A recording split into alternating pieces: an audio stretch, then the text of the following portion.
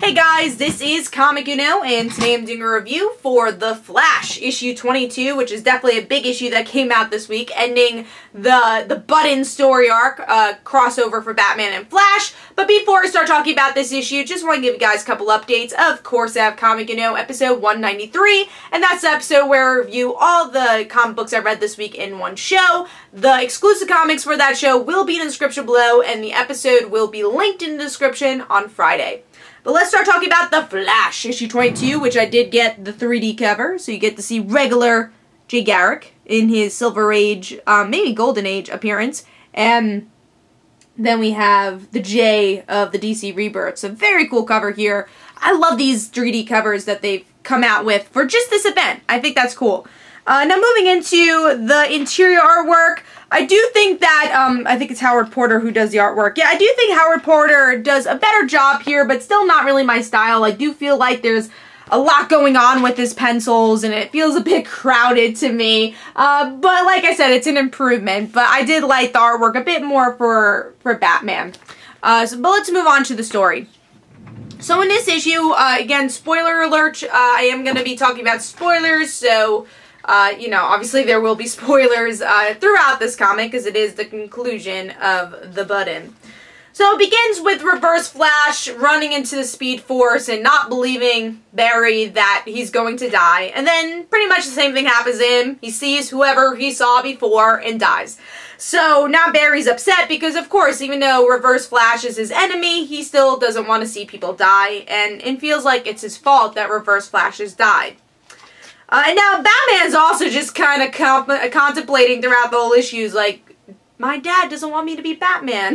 That's pretty much Bruce throughout the whole issue, just him trying to figure that out and saying, but my dad was there, what do we do, type thing. He's still in shock.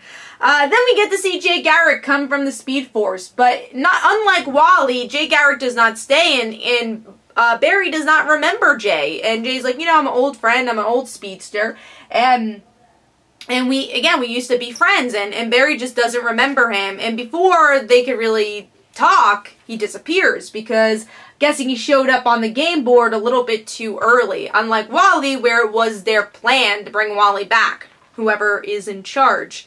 And that's pretty much the whole issue. And then by the end, though, we get to see the issue kind of turn a little bit more into this Watchmen style. The paneling is very Watchmen, so it goes into, I guess, the behind the scenes of what's, you know, the person pulling the strings.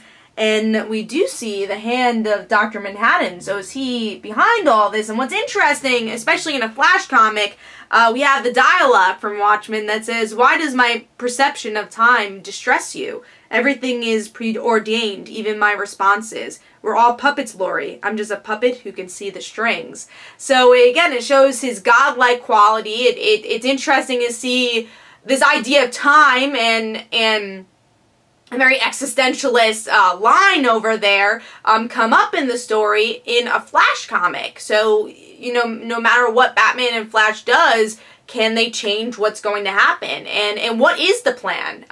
So then we have the epilogue of, and again, once again in a Watchmen tone, that leads us into the Doomsday Clock, which is going to be in November. So that's going to be the next point where we get answers.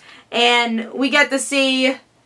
again, another Watchmen type paneling here, but Superman's related, and they end it with there are poisons that blind you and poisons that open your eyes. So what does Superman have to do with that? So very interesting cliffhanger where I'm sure people like mysteries are gonna try to solve and piece together. So I thought the epilogue was pretty fun. It didn't give us too much, but like I said, it's more pieces to put together as we wait for November with the Doomsday Clock, which we'll hopefully get more answers about DC Rebirth. But I thought this was a solid issue.